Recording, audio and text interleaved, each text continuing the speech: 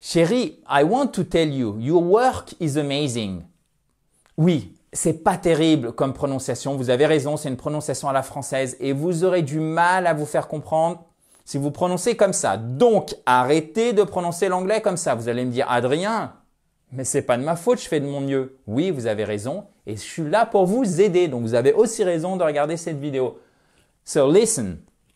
Sherry. Déjà, c'est pas chérie. Il faut oser. Oser, oser et encore oser, c'est la clé. Très souvent, ça vous est peut-être déjà arrivé. Souvenez-vous de votre classroom, de l'ambiance en classe. Dès que vous essayez de bien prononcer, de prendre un accent, que ce soit britannique ou américain, on vous dit « Oh là là, tu te la pètes, tu te la racontes, etc. » Je suis sûr que c'était la même chose hier et il y a 40 ans. Donc, on ose, on est ensemble, on est sur I Speak Spoke Spoken, on en profite, on fait ça dans la joie et la bonne humeur. Allez-y. Sherry. Et c'est pas I wanted to tell you, hein. You do not wanted, ok? I wanted or wanted. I wanted to tell you. Et faut bien détacher chaque mot. C'est une petite astuce qui va vraiment vous aider pour bien prononcer l'anglais. I wanted to tell you your work is amazing. Je sais pas si vous avez déjà entendu par exemple des Anglais, mais encore plus des Américains, c'est amazing. Bon, on va peut-être pas forcer le trait et tomber dans la caricature, mais ça reste amazing, ok? Sherry's work et pas work. C'est pas le work avec le bout de la bouche, c'est le work. Work, c'est avec la gorge, c'est pas avec le bout de la bouche, ok? Sherry, I wanted to tell you, your work is amazing. Et ça, c'est la différence avec Sherry, I wanted to tell you, your work is amazing. Vous voyez, I don't care when I speak like this. Hein?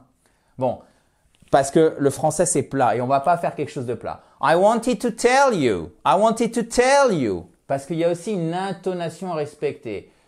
Général de la phrase. Quand c'est une affirmation, ça descend, ok? Your work is amazing. Donc, pensez, première chose, détachez les mots. Alright? Et si je le dis avec entrain, c'est pas évidemment de l'énervement, mais c'est juste vraiment, je veux vous aider et je vous enjoins, si je puis dire, de vraiment suivre mes conseils. Détachez les mots. Et après, pensez à l'intonation de la phrase, à l'intonation de la phrase, ok? Ça, c'est notre petit point ici, notre premier point. Notre deuxième point, l'accent tonique dans tous les mots qui ont, exactement, je sais que vous le savez pour certains d'entre vous, dans tous les mots qui ont 2 syllabes ou plus, et ça, c'est vraiment la colonne vertébrale de la bonne prononciation d'un mot en anglais. Vous avez une de ces syllabes qui est accentuée.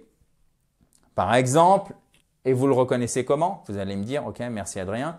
Vous utilisez la transcription phonétique, c'est la clé, elle est présente dans tout bon dictionnaire. Je vais éviter les ratures quand même. Voilà. Et elle vous indique où se trouve l'accent tonique. Comment vous le savez, vous avez une apostrophe. Cette apostrophe signifie que la syllabe qui est juste derrière est la syllabe accentuée. Ici, vous voyez, c'est la deuxième syllabe. Ici, c'est la première. Ici, c'est la première. Donc, ce n'est surtout pas perfect, mais perfect. Attention, attention. Comment vous pouvez deviner l'emplacement de l'accent tonique? Malheureusement, ça vient avec la pratique. Et regardez à quel point c'est important. L'enregistrement est record, ok? Est record, enregistré to record, et record, un enregistrement enregistré. Attention, ici, ça signifie évidemment perfect, alright?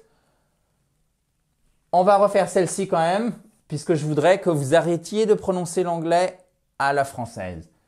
Sherry. Ok, excusez-moi. Allez-y. Allez-y en premier, on fait ça. Je vais, à mesure que je souligne, vous prononcez, d'accord?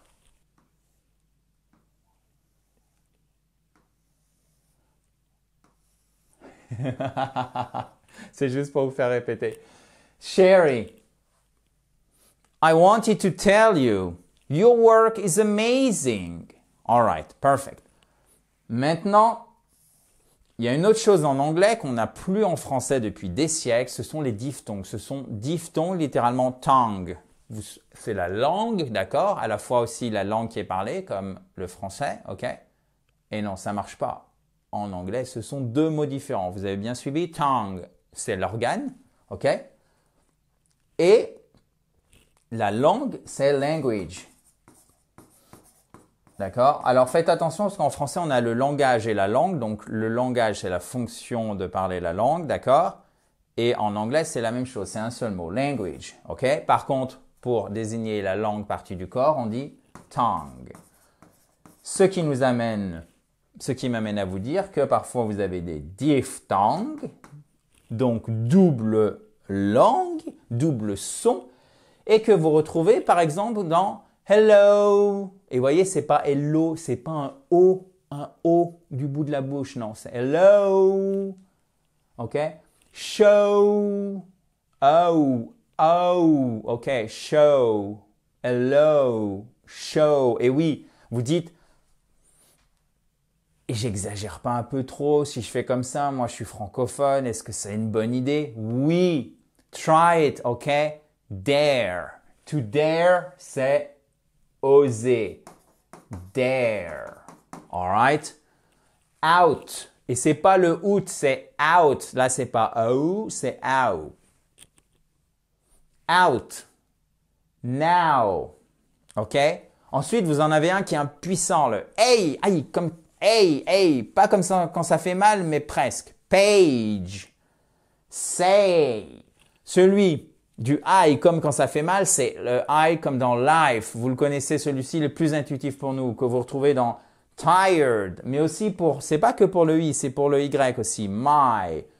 Et ensuite le oi, qu'on avait en ancien français dans le oyez, vous voyez, qu'on retrouve dans celui-ci, dans ces mots-là. Boy, choice, exactement. Donc on va les refaire ensemble, on va s'entraîner pour éviter de prononcer à la française, c'est fini.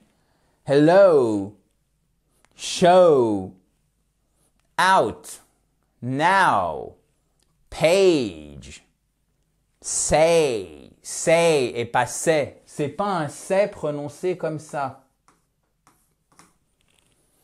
Non, ça marche pas. Tired, my, boy, choice. Perfect. Maintenant, et c'est la grosse difficulté de l'anglais, vous l'avez compris, pour passer de l'écrit à l'oral, vous avez, there is a huge difference. There is a huge difference. Et vous voyez, c'est pas différence, c'est difference. Huge, c'est énorme. Et vous le voyez ici, c'est pas wanted, c'est wanted. Wanted or wanted. Si vous prononcez à l'américaine, le teuil devient presque un de. Wanted. Mais quoi qu'il en soit, le ED, on n'est pas sur une chaîne d'information avec un journaliste qui prononce n'importe comment l'anglais parce qu'il n'en a rien à faire et c'est vraiment dommage. Et nous, we care, d'accord? On en a à faire quelque chose. To care. We care about English. Wanted. On dit wanted now. OK? Et on va pas dire amazing. Amazing. Non, on va dire amazing. Pourquoi? Ah, on a vu. Ouh, ça c'est l'accent tonique. Donc ça, c'est la syllabe accentuée. Amazing. Et voyez ce petit E renversé là, c'est pour prononcer le A. Ça s'appelle, et c'est très important. C'est un des seuls termes techniques que je vous donne vraiment dans les vidéos. Ça s'appelle le schwa. Et c'est la façon, ceci est un H, dont on prononce la plupart des voyelles non accentuées. Et en phonétique, ça se matérialise par un E renversé comme ceci. Amazing. OK? Maintenant, on va s'entraîner, chers amis. Aidez-moi à prononcer le mot pied de page pour le coup. Alors ça, c'est voulu, d'accord? Ou recherché, par exemple, pour un bandit, OK? Pour un bandit. Amazing, c'est wow, c'est génial. Footer, c'est le pied de page, exactement. Maintenant, le pied se dit foot et c'est pas foot, foot. Footer, all right. À vous. Je vais pas vous lâcher, hein. Footer, foot. Je veux plus que vous prononciez I speak English like this, okay? Because I don't know how to pronounce. I don't know how to pronounce. Et ça, je vais vous donner des techniques pour que vous puissiez vous entraîner, mais plus tard, dans 1 minute. Page. Alors là, quand vous voyez un mot qui est long, vous pensez, ok, accent tonique. Il tombe où? Sur la première syllabe. Architecture, architecture, architecture. Et voyez en fait, comme on a ici un accent tonique qui est fort, du coup, en fait, ce qui se passe, c'est que la syllabe qui est juste derrière, en fait, elle se fait un petit peu manger et du coup, le I est prononcé comme un E atténué, ce que je vous expliquais ici. Architecture, ce qui nous permet de rebondir sur une troisième syllabe qui est un petit peu plus forte. Vous voyez, c'est un peu comme si on avait ceci. Voilà, et on finit tranquillement. Architecture. Ce n'est pas le sound, c'est le sound, que vous retrouvez, qu'on a vu ici dans out. OK? Now, out, sound. Et vous vous souvenez de celui-ci? Hello, et c'est pas hello. Hello. Donc, faut prendre l'habitude. One single amazing lesson of I Speak Spoken is not gonna be enough. OK? Ça ne sera pas suffisant de regarder cette magnifique leçon. Il faut vous entraîner pour enfin mieux prononcer. Donc, première chose à faire, c'est le shadowing. Mais n'oubliez jamais, c'est la régularité qui fait toute la différence. Vraiment. Parce que si vous le faites juste une fois, vous regardez la vidéo en disant « OK, I'm going to do it », but you never do anything, you never practice, it's not going to work out for you guys. OK? Ça ne m'a pas marché si vous regardez simplement la vidéo et vous dites « Ouais, bon, j'essaierai ». Et puis vous ne le faites pas. OK? Ça, je ne peux pas le faire à votre place. C'est pourquoi vous pouvez trick yourself. OK? To trick myself, ça veut dire littéralement me jouer un tour et avoir des rendez-vous avec des profs. Donc ça, vous pouvez faire dans l'Académie I Speak Spoken. Et là, vous n'avez pas le choix. Vous êtes obligé de pratiquer, mais dans une ambiance paisible, dans une atmosphère bienveillante. OK? Si vous n'avez pas accès à l'Académie I Speak Spoken, pour X raisons, c'est dommage. Mais j'ai tout de même une solution pour vous. Vous le faites avec un correspondant, d'accord? Vous tapez I Speak Spoken, correspondant. On a fait plein de modes d'emploi pour en trouver facilement, pour vous mesdames aussi, pour vous messieurs, bien évidemment. OK? Et toujours utiliser la phonétique. C'est essentiel puisque l'anglais n'est pas du français en anglais et le français, même chose, n'est pas de l'anglais en français. Ça marche dans les deux sens. OK? Donc, soit vous faites du shadowing, c'est-à-dire vous répétez après la personne, d'accord? Donc, My name is Adrian, nice to meet you. Vous entendez ça? Vous mettez pause, vous répétez. My name is Adrian, nice to meet you. Vous écoutez une nouvelle fois, ok, c'était bon, je passe à la phrase suivante. C'est ça le shadowing.